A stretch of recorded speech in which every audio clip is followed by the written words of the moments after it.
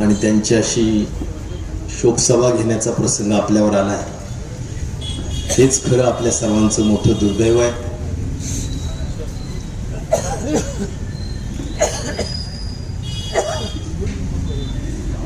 अजित दादांबद्दल खरोखर आज मी जवळजवळ सर्वच पक्षीय मंडळींचं बारकाईने मनोगत ऐकलं आणि खरोखरच केवढा मोठा नेता सगळ्यांच्याच मनात आहे याची भावना निश्चित प्रकारे झालेली आहे. एक नक्कीच आहे की अजितदादांच्या जाण्याने महाराष्ट्राचं अपरिमित हानी झालेली आहे. कारण आम्ही दादांच्या कुटुंबातलेच आहोत असं म्हटलं तरी वावग होणार नाही. कारण पवार परिवाराबरोबर आमचे वडील कर्मयोगी अंकुशराव टोपे साहेब असतील, त्यांना जसं समज आली असेल आमदार म्हणून 72ला, तेव्हापासून तर शेवटच्या श्वासापर्यंत पवार साहेबांबरोबर त्यांचा प्रवास राजकीय सामाजिक झाला. त्याच विचारांनी बरोबर राहून या ठिकाणी काम करत आहोत. त्यामुळे सगळ्यात महत्वाचं काय आहे की आम्ही लहानपणीपासून जे काही पवार परिवारांचे, शेवटी दादा सुद्धा पवार साहेबांच्या विचारातूनच घडलेले एक नेते आहेत आणि ते कायमस्वरूपी पवार साहेबांचा आदर मनात घेऊनच शेवटपर्यंत राहिले. त्यांच्यासाठी त्यांचा आयडॉल सुद्धा पवार साहेबच असायचे आणि ते नेहमी बोलूनही दाखवायचे. त्यामुळे चांगले संस्कार जे काही झालेले आहेत ते संस्कार आपल्या नेतृत्वाच्या माध्यमातूनच होत असतात. आज मी एवढंच सांगेल की ज्या अर्थी आमच्या 2 पिढ्यांपर्यंत पवार परिवारांबरोबर म्हणजेच दादांबरोबर, दादा कधी 1.5-2 वर्ष झाले, काही प्रसंग असतात त्या कारणाने, पण प्रश्न आहे की 1.5-2 वर्ष जर सोडले तर सर्वच आपण एकत्र आम्ही काम केलं. त्यामुळे एकच मी सांगेन, पारिवारिक आणि लहान भाऊ आणि मोठा भाऊ जे दादा आपले आहेत, तर दादा म्हणजे मोठा भाऊ, त्या मोठ्या भावाचं आणि लहान भावाचं जे नातं असू शकतं ते नातं हे आमचं कायमस्वरूपी होतं.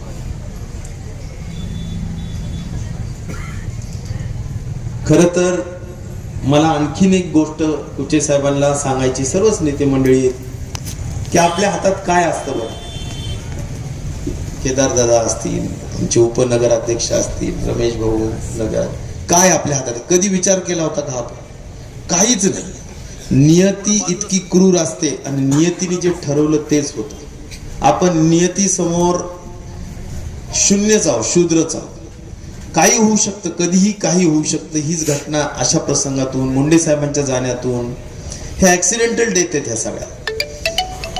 एखादा दुर्धर आजार आहे, खूप वर्षानुवर्ष माणूस आजारी आहे, माणूस मनाची तयारी करतो, पण जो जबरदस्त कर्तबगारी दाखवणारी आणि अत्यंत धडाडीनं काम करणारं हे नेतृत्व अचानकपणे अशा ऍक्सिडेंट मधून जाणं, त्याच्यात काय दादांची चूक आहे? काहीच नव्हतं. ते विमान, खर तर मी काल सुनेत्रा वहिनीला सुद्धा विचारलं की दादा, तर मला जे माहिती आहे दादा ते कधीच असं म्हणणार नाही पायलटला की नाही मला जरा सभा आहे, तू थोडंसं लँड कर, असं कधी म्हणणार नाही, असं माझं मत आहे. म्हटलं ते म्हणले अगदी बरोबर आहे, दादा अशी रिस्क कधी घेत नव्हती. आणि त्यामुळे त्या पायलटला काय पहिल्यांदा दिसलं नाही, त्यांनी विचारलं, परवानगी मिळाली नव्हती. नंतर म्हणे नाही आता मला दिसतंय, लँड करायला परवानगी द्या, आणि परवानगी दिली आणि चुकीचं लँडिंग केलं.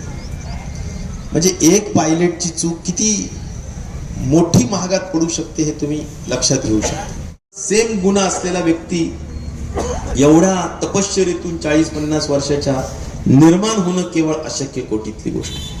आम्ही सुद्धा 4-5 मुख्यमंत्र्यांच्या अंडर काम केलं,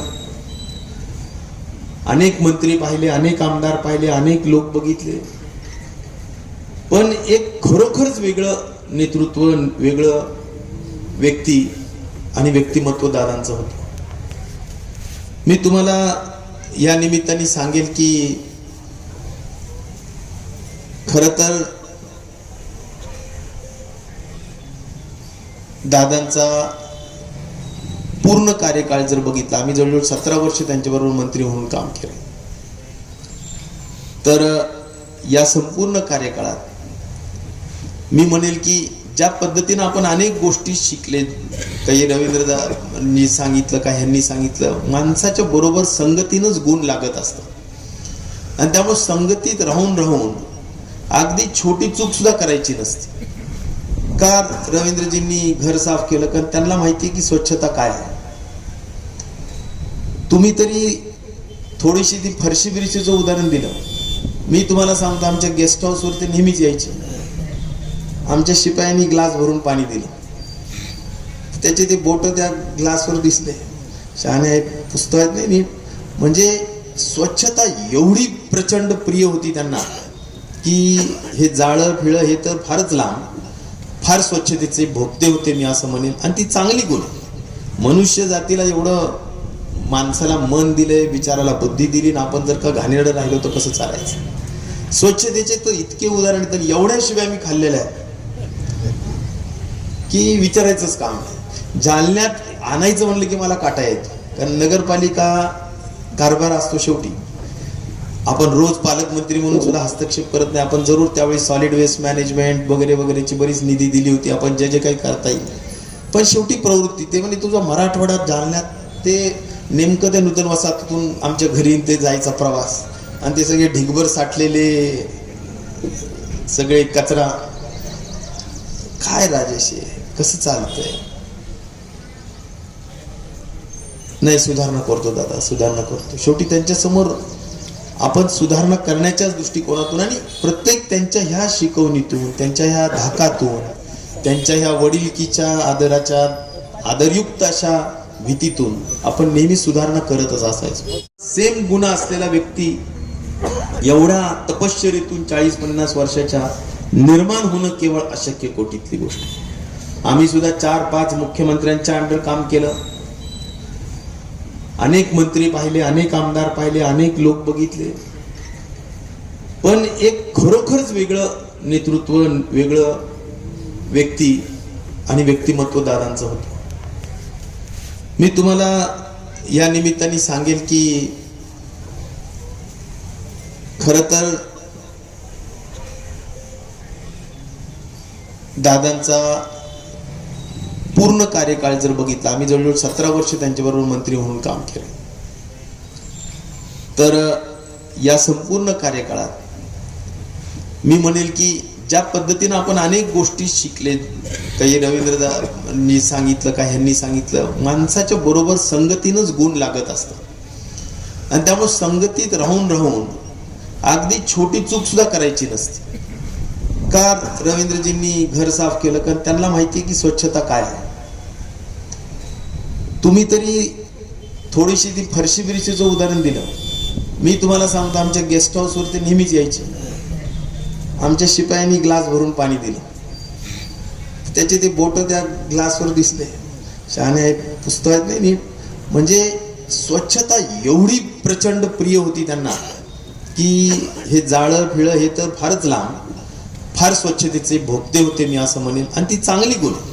मनुष्य जातीला एवढं माणसाला मन दिलंय, विचाराला बुद्धी दिली, ना आपण जर का घाणेरडं राहिलो तर कसं चालायचं. स्वच्छतेचे तर इतके उदाहरण, तर एवढ्या शिवाय मी खाल्लेल्या आहेत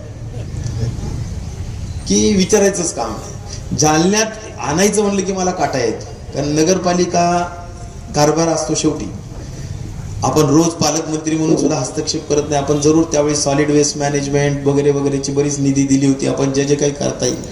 पण शेवटी प्रवृत्ती ते म्हणजे तुझा मराठवाड्यात जालन्यात ते नेमकं त्या नूतन वसाहतीतून आमच्या घरी ते जायचा प्रवास आणि ते सगळे ढिगभर साठलेले सगळे कचरा. काय राजेश कसं चालतंय? नाही, सुधारणा करतो दादा, सुधारणा करतो. शेवटी त्यांच्या समोर आपण सुधारणा करण्याच्याच दृष्टिकोनातून आणि प्रत्येक त्यांच्या ह्या शिकवणीतून, त्यांच्या ह्या धाकातून, त्यांच्या ह्या वडिलकीच्या आदराच्या आदरयुक्त अशा भीतीतून आपण नेहमी सुधारणा करतच असायचो. इतका मोठा भोगता असलेला माणूस मी नाही पाहिला.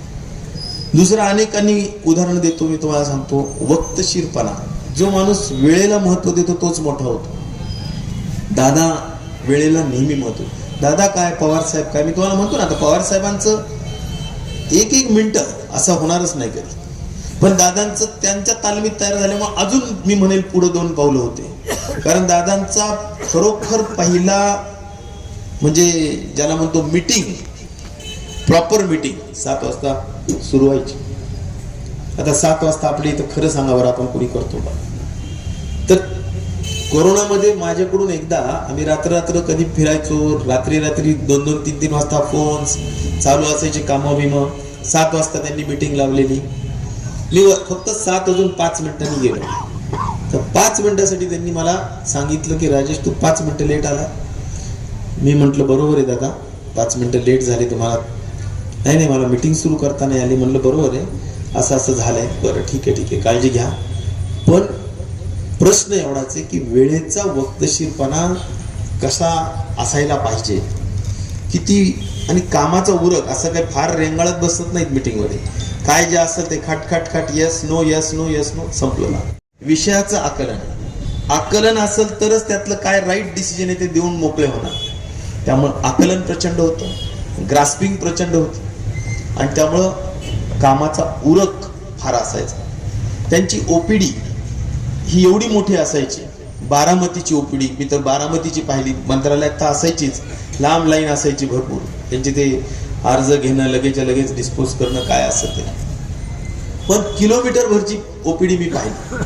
ओपीडी म्हणजे लोक सकाळची गर्दी भेटायला ते बारामतीला 1 दिवस द्यायचे, आणि त्या दिवसामध्ये मी बघितलं त्यांच्या घरापासून अशी लांब लाईन असायची. म्हणजे पंढरपूरच्या लाईन सारखे 4 पिया हातात, कागद जिथल्या तिथं. मुंबईला कुठलाच बारामतीचा माणूस येता कामा नये हे त्यांचा कटाक्ष असायचं. तुम्हाला बारामतीला वेळ देतोय ना, मग बारामतीला मुंबईला नाही यायचं. पीए स्वतंत्र असायचा, तो बारामतीकरांची सगळी कामं करून टाकायचा. पण बारामतीतला माणूस मुंबईत नाही आला पाहिजे, आणि बारामतीत ते असताना ते कोणालाही दुसऱ्याला वेळ द्यायचे नाही. मग तो बारामतीचाच वेळ. मग जर बारामतीत आपण जर कोणी बाहेरून गेलो, न वेळ घेता गेलो, तर मग तर ते परत मी माझ्या आज बारामतीला वेळ दिलेला, आज नाही.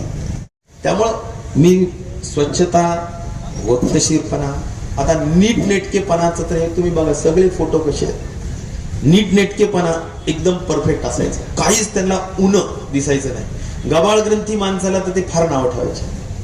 काही नीटनेटकं नसलं, प्रॉपर नसलं की ते बोलायचे.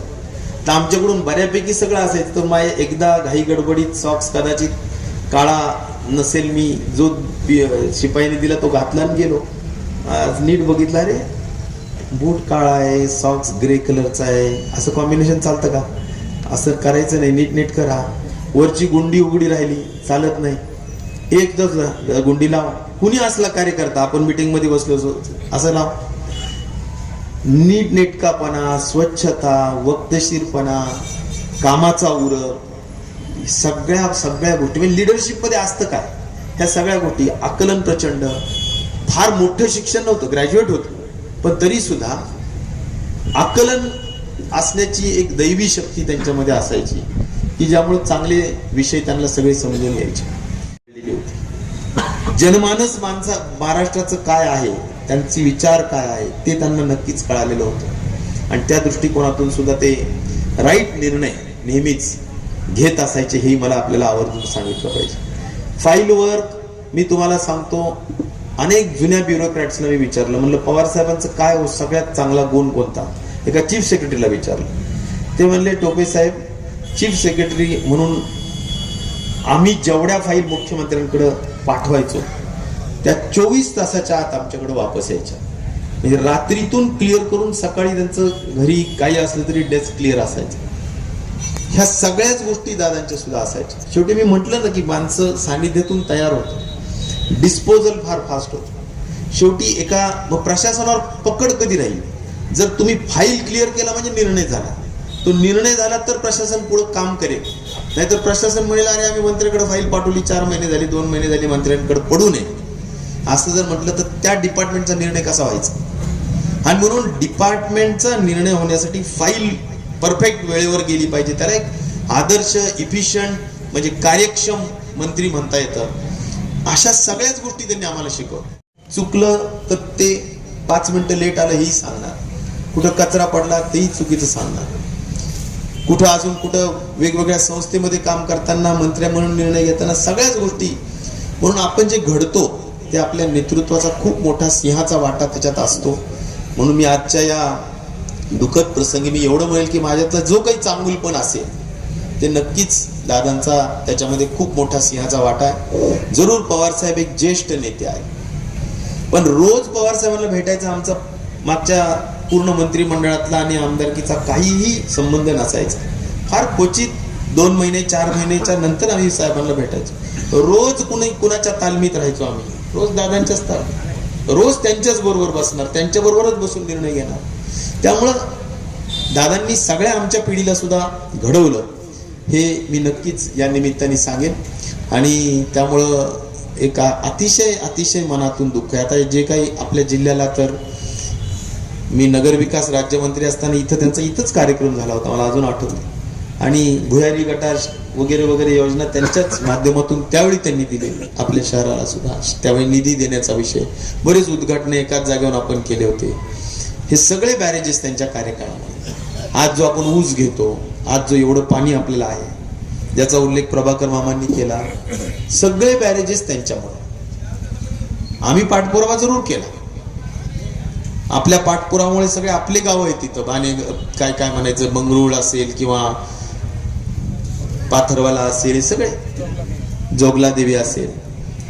पण दूरदृष्टिकोन, महाराष्ट्राची जनता आणि शेतीबद्दलचं प्रेम, शेतकऱ्यांबद्दलचं प्रेम, हे तुम्हाला सांगतो प्रचंड होतं. हे जे कर्जमाफी, आता आपण कर्जमाफीचा लाभ घेतो, पण निधी देणारे कोण आहेत? वित्तमंत्री म्हणून अजितदादांचं फार महत्वाचं नियोजन असायचं.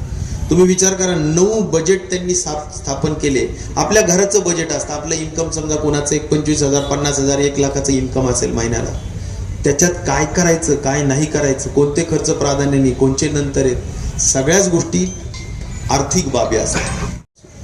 तर राज्याचं एवढं मोठं 4-5 लाख कोटीचं बजेट हे त्यांनी दरवर्षी मांडलेलं आहे. आणि त्याचबरोबर त्याचं नियोजनबद्ध काम करून घेतलेलं आहे. याच्यावरून त्यांना आर्थिक सूझबूझ किती होती. आणि कॅल्क्युलेशन तर तुम्हाला सांगतो, असे कॅल्क्युलेटर पेक्षा बी फास्ट होत. म्हणजे आकडेमोड एका मिनिटात काढायचे. ते कसं काय जमायचं मला नाही कळत. आम्ही ते इंजिनिअरिंग केलेले, पण आर्थिक आकडेमोडीत फार परफेक्ट होते. काही स्पेशल गुण सांगतो तुम्हाला. आणि त्यामुळं मला असं म्हणायचं की एकंदरच खूप किस्से आहेत असे. त्यांचं जर म्हणजे नुसतं असं म्हणण्यापेक्षा त्यांनी काय आदर्श घडवून दिला, किंवा action speaks louder than words आपण म्हणतो की माणसाची कृती ही बोलते. तर ज्यांना दादांना समजून घ्यायचं असेल, बारामतीला जाऊन बघा. काल आपण, आता तुम्ही आले असाल, तुम्ही माहित नाही कितीदा बारामतीला आले असाल, पण आम्ही जातो, तुम्ही रोड बघितले असते. मुंबईला सुद्धा रोड आहे का तसा? हे बघा, मध्ये डिवायडर, इकडून इकडे जाणारे रस्ते, तिकडून तिकडे येणारे रस्ते, पलीकडचा सर्व्हिस रोड त्या बाजूच्या सगळ्या लोकांना, इकडचा सर्व्हिस रोड ह्या लोकांना, चालायला पाथ, मधून ते फुटपाथ, आणि सगळे बारामतीचे रस्ते तसे. आपण का म्हणतो बारामतीचा आदर्श घ्या, की एक मोठं स्वप्न बघायचं, की ते स्वप्न, ते टार्गेट धरून आपल्याला वाटचाल करायची. नाही जाऊ शकत तेवढं, पण निदान 70% जाऊ, 60% जाऊ, 50% जाऊ, काहीतरी तरी जाऊ, पण मोठं स्वप्न आपण बघितलं पाहिजे. तर बारामती सारखं एक विकसित मतदार संघ तुम्हालाही पाहायला नाही मिळणार. मग तुम्ही कधी जाऊन या. मुख्यमंत्री बरेच होतात, मंत्रिमंडळातले खूप लोक वेगवेगळ्या मंत्रिमंडळात जातात, पण सगळे त्यांना बारामतीकर खूप प्रेम करायचे, आणि तेही बारामतीवर खूप प्रेम करायचे. तुम्हाला मी सांगतो, आरोग्य मंत्री असताना PSC आपलं जे असतं ना, म्हणजे बारामती वेगळंच प्रकार आहे, की PSC प्रकारच नाही तिथं. सगळीकडे 50 खाटांचे दवाखाने आहेत, डायरेक्ट दवाखानेच आहेत मोठे. तर तिथंच प्राथमिक आरोग्याचं काय असेल ते विषय व्हायचा. पण मी एकदा दादांना चेष्टीने म्हणलं, दादा, आमच्या मराठवाड्यातल्या 3-4 जिल्ह्यांची मिळून जेवढे खाटा असतील तेवढे एकट्या बारामती तालुक्यात आहेत. मी एकदा मोजून दाखवलं, म्हणलं तुम्ही जरा काय काय केलंय तुम्हाला दाखव. शहाण्या बारामतीची बरोबरी करतो का? नाही, फक्त सांगतो तुम्ही की तुम्ही काय गतीने प्रगती करताय. कधी कधी आपल्या पदरात काही पाडून घेण्यासाठी बारामतीचं सांगावं लागायचं, हे एवढं एवढं आहे. नाही, खरंच सांगायचं आम्ही त्यांना की दादा हे एवढं आहे ना, हसायचे बोलायचे, पण ठीक आहे तुझं काय सांग. मग आपण सांगायचं हे असं आहे, आम्हाला महाकाळ्याला 50 खाटाचं द्या, तीर्थपुरीला 50 खाटाचं द्या, हे 100 आंबड 100 खाटाचं करून घ्या. हे आता आपल्या ह्या काळातच आपण केलेले. प्रश्न असा आहे की हे सगळे विकासाचा दूरदृष्टिकोन, त्यांचा मेडिकल कॉलेज सगळीकडे आहे, पण मेडिकल कॉलेज बारामतीचं बघून या, जिथं काल त्यांचं दुर्दैवाने तिथंच त्यांचं पोस्टमॉर्टम काय झालं. तर हे सगळं म्हणजे अफाट आहे. एक एक बिल्डिंग जर बघितली, आता आपली पंचायत समिती बिल्डिंग तिकडची बिल्डिंग, आपली पोलीस स्टेशन तिकडचं पोलीस स्टेशन, आपलं तहसील तिकडचं तहसील, आपलं SDO कार्यालय तिकडचं, प्रत्येक जमीन आणि आसमानचा फरक आहे. वेगळं आर्किटेक्चर असणार, वेगळं काम असणार, वेगळं दृष्टिकोन असणार. त्यांना खूप आवड असायची. ते बारामतीत गेल्यानंतर ह्या सगळ्यांची पाहणी स्वतः डोळ्यांनी करायची. कोणता कलर द्यायचा, कोणती फरशी टाकायची, कोणतं काय करायचं, सगळं त्यांना ती एक खूप आवडीचा विषय असायचा. वेगळेपणे हे सगळ्यांमध्येच असतं असं नाही, पण त्यांना कन्स्ट्रक्शन बद्दलचं ज्ञान प्रचंड असायचं, अंकगणिताचं ज्ञान प्रचंड असायचं. आणि ही दैवी शक्ती म्हणा किंवा त्यांनी उपजत प्रयत्न करून, आपण म्हणतो दादांनी पण खूप कष्ट उपसलेले आहे. काल आम्ही सुनेत्रा वहिनींना सहज जाताना एक अर्धा पाऊण तास बसलो होतो. त्यांनी सांगितलं आयुष्यभर फक्त काम काम काम, कधी परिवाराकडं किंवा काही असं फार तुम्ही दादांना बाहेर जाऊन कुठं बसलेत किंवा जाऊन फिरायला गेलेत असं कधी पाहणार नाही. तो माणूस कामातच होते आणि काम हेच व्यसन होतं, काम हीच त्यांची ऊर्जा होती, काम हेच त्यांचं विरंगुळा होता. जे काय असेल ते कामच होतं आणि त्यामुळं सतत कामात ते राहत गेले. रचनात्मक कार्य ज्याला म्हणू आपण, त्याच्यात त्यांना खूप लक्ष असायचं. सहकारी कारखाने उभे करणं, उद्योगाला मदत करणं, शिक्षण क्षेत्रात जाणीवपूर्वक मदत करणं. कटारे सरांनी सांगितलेलं आमचा टाटा इन्स्टिट्यूट ऑफ सोशल सायन्सेसचं इथं चांगलं झालंय का, मग बारामतीलाही झालं पाहिजे किंवा त्यांच्या विद्या प्रतिष्ठानला झालं पाहिजे. विद्या प्रतिष्ठान संस्था जाऊन बघा, जिथं त्यांचं काल अंत्यसंस्कार झाले. बघण्यालायक आहे विद्या प्रतिष्ठान संस्था, बघण्यालायक. जर कुठली संस्था बघायची असेल तर ती बघावी, कारण 1.5 लाख मुलं तिथं शिकतात एका संस्थेत बारामतीत. म्हणजे सगळ्या आपल्या तालुक्यातले असतात मुलं, तिकडे नंबर लागला. सगळ्या पद्धतीचे शिक्षणाची व्यवस्था आहे. फक्त डॉक्टरकीचं मेडिकल कॉलेज त्यांनी प्रायव्हेट घेतलं नाही, बाकी सगळ्या गोष्टी शिक्षण संस्था. त्यामुळे शिक्षणाचा दर्जा हे त्यांना नेहमी त्यांनी जपला, त्यांनी नेहमी जपला शिक्षणाचा दर्जा. कधी शिक्षणाच्या बाबतीत दुर्लक्ष नाही होऊ दिलं. सगळ्यांनी खेळाचा उल्लेख केला. आता अनेक नेते आहेत, पण खेळामध्ये रुची असलेला माणूस म्हणजे अजितदादा. आता मी खो खोचा अध्यक्ष होतो, जालन्याचा अध्यक्ष होतो, म्हणून आम्ही खो खोचं राज्याचं इथं हे घेतलं, कटारे सरांनी सांगितलं. पण ते खो खो, फुटबॉल, व्हॉलीबॉल जे ग्रामीण रांगडे खेळ आहेत, त्या सगळ्यांचे अध्यक्ष आजही या मिनिटाला म्हणजे काय म्हणायचं, दादा हयातीपर्यंत तेच आहेत अध्यक्ष, कागदावर तेच. त्यामुळे खेळामध्ये म्हणजे महाराष्ट्राची युवा पिढी खेळामध्ये पुढे गेली पाहिजे, शिक्षणात पुढे गेली पाहिजे. त्यांचं एक म्हणजे पुणे जिल्हा शिक्षण मंडळ आहे, ते पण बघण्यासारखं आहे. हजारो शाळा कॉलेजेस, पुणे शिक्षण मंडळ एक वेगळं आहे, विद्या प्रतिष्ठान वेगळं आहे. त्यामुळे शिक्षणातलं काम मोठं आहे, आरोग्य क्षेत्रातलं मोठं आहे, शेतीमधलं मोठं आहे, सहकारात फार मोठं आहे. आपल्या सगळ्याच, तुम्ही कोणत्याही गेस्ट हाऊसला आले तरी दादांनीच उद्घाटन केलेलं आहे. युनिट 2 ला डिस्लरीचे उद्घाटन दादांनीच केलेलं आहे. त्यामुळे आपल्याकडे ज्या ज्या काही गोष्टी असतील दादांनी मोठ्या पद्धतीने आल्यात. खूप कौतुकही केलं, पाठीवर थापही मारली, प्रोत्साहन दिलं, काम केलं. आणि महाराष्ट्रात माझ्यासारखे नाही, सगळ्यांनी सगळ्या पक्षाला घेऊन चालायचे, हा सगळ्यात त्यांचा गुणवैशिष्ट्य होतं. विधानसभेत सुद्धा कधी कुणाला जखम होणार नाही, मार्मिक टीका होईल, जखम होईल असं त्यांनी कधीही कुणाच्या बाबतीत केलं नाही. व्यक्तिगत टीका, व्यक्तिगत कुणाचा द्वेष असू शकते, पण बाबा पक्षाच्या विचारधारेत राहा, राजकारणाच्या वेळेस राजकारणाच्या बाबतीत जरूर बोला, काय विकासावर वैचारिक गोष्टीवर बोला, पण एकमेकाचा रक्ताचा घोट घेण्यापर्यंतच जी काही काय म्हणायची जी प्रवृत्ती निर्माण होतीये ती चुकीची आहे. आणि मला वाटतं की दादांच्या कार्यकाळात सुद्धा कधी कोणी असं म्हणणार नाही, कधीच कोणीच, की माझं आयुष्य उद्ध्वस्त करण्याचं काम कधी झालं, कधीच नाही. त्यामुळे या पद्धतीची विचारधारा राजकारणात सुद्धा असणं ही सुद्धा एक राजकारणात आदरणीय दादांना श्रद्धांजली असू शकते.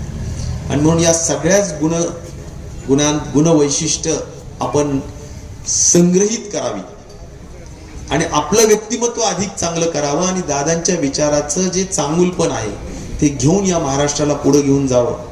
मला वाटतं हाच एक सगळ्यात मोठा चांगला आदर्श असू शकेल, श्रद्धांजली असू शकेल, आदरांजली असू शकेल. आणि हे तर सगळ्यांनी सांगितलं, ते मी पुन्हा पुनरुल्लेख करेन की दादांना तिटकारा होता दारूचा, तंबाखूचा, व्यसनाचा. एवढे आर पाटील मी म्हणणारे लोकप्रिय नेते, पण त्यांच्या सांगलीत त्यांच्यावर भर सभेत टीका केली, लाख सभेमध्ये. काय पिचकाऱ्या मारत फिरतो म्हणे, सगळं घाण खराब करतो. त्यांचे कलिग होते पण बोलले, लोकांनी म्हणले की अरे राव मंत्र्यांबद्दल असं बोलायला पाहिजे का, पण ते म्हणले मला तेवढा प्रेम आहे त्याच्याविषयी म्हणून मी बोललो. काय म्हणणं आहे असं, त्यांना नाही आवडायचं, तंबाखू खाणं नाही आवडायचं, दारूवाल्या माणसांचा अजिबात शिवाच घालायची. त्यामुळे मला असं वाटतं की ह्या सगळ्या सानिध्यात आपणही मग बरोबर राहून वाटतं ना रे बाबा सगळ्याच गोष्टीपासून दूर राहायला पाहिजे. आणि त्यामुळे मी म्हणून जे म्हटलं की आपण जे काही चांगुलपण असतो आपल्यात संस्काराचाच असतो, आणि त्या आपण सगळे म्हणजे आम्ही तर खूप भाग्यशाली समजतो की आम्ही अशा नेत्याबरोबर राहिलो, घडलो आणि आपण काय चांगले देता येऊ शकेल तेवढं देण्याचं काम करत राहिलो, इथून पुढेही देत राहू, हाच विश्वास या निमित्ताने मी व्यक्त करतो. खरं तर अलीकडच्या काळात दादांनी सगळ्याच गोष्टींची जमवाजमव करा, कटुता विसरा असं करूनही त्यांचं चाललं होतं, पण अचानकच ह्या सगळ्या गोष्टी झालेल्या आहेत. त्याचा त्यांनाही नक्षित एक ते दुःख मनावर घेऊन गेले, कारण त्यांना नेहमी वाटत होतं की साहेबांच्या सगळ्याच गोष्टी आपण जुळून घेतल्या पाहिजे. आणि त्यामुळं आमच्यासारख्यांना सुद्धा त्यांनी बऱ्याचदा बोलले, आणि त्या दृष्टिकोनातून मला वाटतं की ते थोडं दुःख त्यांच्या मनात राहिलेलं असेल. पण एकंदर एक अत्यंत यशस्वी असं जीवन ते जगले आणि राज्याला खूप सगळ्या क्षेत्रात दिलं, भरभरून दिलं. त्यामुळे राजकारणात ह्या सगळ्याच गोष्टी तात्विकतेला, नैतिकतेला, नीतिमत्तेला नक्कीच महत्त्व आहे, ते त्यांनी नक्कीच पाळलं. आणि एक आदर्श नेतृत्व कसं असावं याचं उदाहरण आपण सगळ्या राजकारणी मंडळींना त्यांनी दिलेलं आहे, त्याचं अनुकरण करूया, तीच आदरांजली राहील असं मला वाटतं. यापेक्षा अधिक न बोलता मी आयोजकांना सगळ्यांनाच, त्यांना सर्वपक्षीय लोकांना आपण एकत्र केलं आणि आपले जे आदर, प्रेमभाव, आपलेपण आणि या मोठ्या नेत्याविषयीचं कृतज्ञता व्यक्त करण्याची जी या प्रसंगी एक संधी सगळ्यांना उपलब्ध करून दिली. अनेकांनी खूप चांगल्या भावना व्यक्त केल्या. मला वाटतं की त्यांच्या आत्म्यास चिरशांती लाभो आणि पवार परिवारावर जे अतिशय भयंकर संकट आहे, कारण मेन पिलर होतं पवार परिवाराचं पुढच्या ह्याच्यात, मेन खंबा की ज्याच्यावर सगळा पवार परिवार होता, तो खंबाच निखळला. आणि त्याच्यामुळं आज खूप मोठी संकटातून पवार परिवार, बारामतीकर, राज्य सगळेजण जात आहेत. तर असे प्रसंग खरंच घडू नये. नियतीने ही जी क्रूर थट्टा केलेली आहे आणि नियतीच्या समोर आपण काही नाही हे सारखं सिद्ध होतं, त्याचंही आपण सगळ्यांनी भान ठेवूनच मला वाटतं आपल्या जीवनाकडे पाहावं. मी पुन्हा आपल्या सगळ्यांच्याच वतीनं, माझ्या वतीनं, माझ्या कुटुंबाच्या वतीनं, पक्षाच्या वतीनं, आपल्या सगळ्या जालना जिल्ह्याच्या वतीनं, अंबड घनसावंगी तालुक्याच्या वतीनं मी भावपूर्ण अशी आदरांजली व्यक्त करतो. ओम नमः शिवाय.